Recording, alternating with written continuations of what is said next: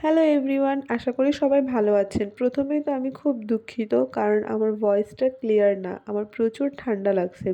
ঠান্ডা লাগার কারণে বাসায় বসে, বসে বোর হচ্ছিলাম। তখনই হাসব্যান্ড বলল, "তোমাকে আজকে মজাদার একটা নাগা কাবাব খাওয়াবো, যেটা পুরান ঢাকায় অবস্থিত।" আমরা সবাই জানি পুরান ঢাকায় অনেক ধরনের খাবার পাওয়া যায়, যেটা খুব ইয়াম্মি। তার মধ্যে খেতাপুরি নামে এই কাবাব ঘরে এসে কাবাবটা খেলাম, যেটা খুবই টেস্টি অ্যান্ড ইয়াম্মি, স্পেশালি খুব স্পাইসি ছিল। প্রথমে এই দোকানটা খেতাপুরি নামে চিহ্নিত কারণ এখানে ছোট ছোট 5 টাকা করে খেতাপুরি পাওয়া যায়, যেটা খুব মজা এবং স্পাইসি। তাদের একটা নাগা মশলা দেওয়া হয়, যেটা আসলেই খুবই স্পাইসি ছিল। তো আমি বসে পড়লাম এখানে খাওয়ার জন্য।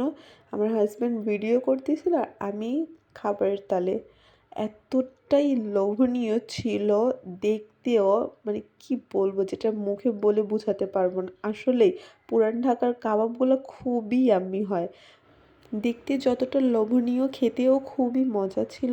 খাওয়ার তালে হাসব্যান্ড ভিডিও করার তালে। তখনই হাসব্যান্ড বলল যে, "তুমি কি একা একা খেয়ে ফেলবে? আমাকে খাওয়াবা না?" তাই ভাবলাম বেচারারে নিজের হাতেই খাওয়াই দিই। খাওয়ার পর সে বলতেছে, "উফ! কি স্পাইসি!" আসলে অনেক ইয়াম্মি ছিল। আপনারা যদি ওই সাইডে পুরান ঢাকার এদিকে যদি যান তাহলে অবশ্যই এই কাবাবটা ট্রাই করবেন। আমরা তো প্রথমে একটা থেকে শুরু করলাম। একটার পর একটা, একটার পর একটা ৪ টার মতো কাবাবটা খেয়ে ফেলছি। খাবার শেষে এতটাই স্পাইসি ছিল, আমরা হাসব্যান্ড ওয়াইফ দুজন মিলে চলে গেলাম একটু চা খেতে। ওখান থেকে হাঁটতে হাঁটতে, বেশি দূরে না, খুব কাছেই ছিল আমাদের আলম খান টি, মানে খুব ফেমাস একটা চায়ের দোকান, যেটা দাঁড়িয়ে দাঁড়িয়ে আমি তাদের সাথে কথা বলতেছিলাম। তাদের চা আসলেই খুব টেস্টি ছিল, তাই আমিও খেয়েছি, বাসায়ও নিয়ে আসছি। পাশেই কিছু বাটার দিয়ে পাউরুটিগুলো দেখলাম চুলায় পুড়িয়ে মানে সেল করছে। মানে দেখতে খুবই ভালো লাগছে, বাট ট্রাই করি নাই। নেক্সট টাইম অবশ্যই ট্রাই করব। এরপরে হাঁটতে হাঁটতে চলে আসলাম পিঠার দোকানে। এখানে অনেক রকমের পিঠা ছিল।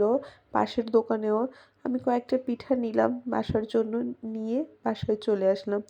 আশা করি আপনারাও ওখানে গেলে সবগুলো ট্রাই করবেন। অসংখ্য ধন্যবাদ এত ধৈর্য ধরে আমার ভিডিও দেখার জন্য। প্লিজ আমার চ্যানেলটা সাবস্ক্রাইব করবেন।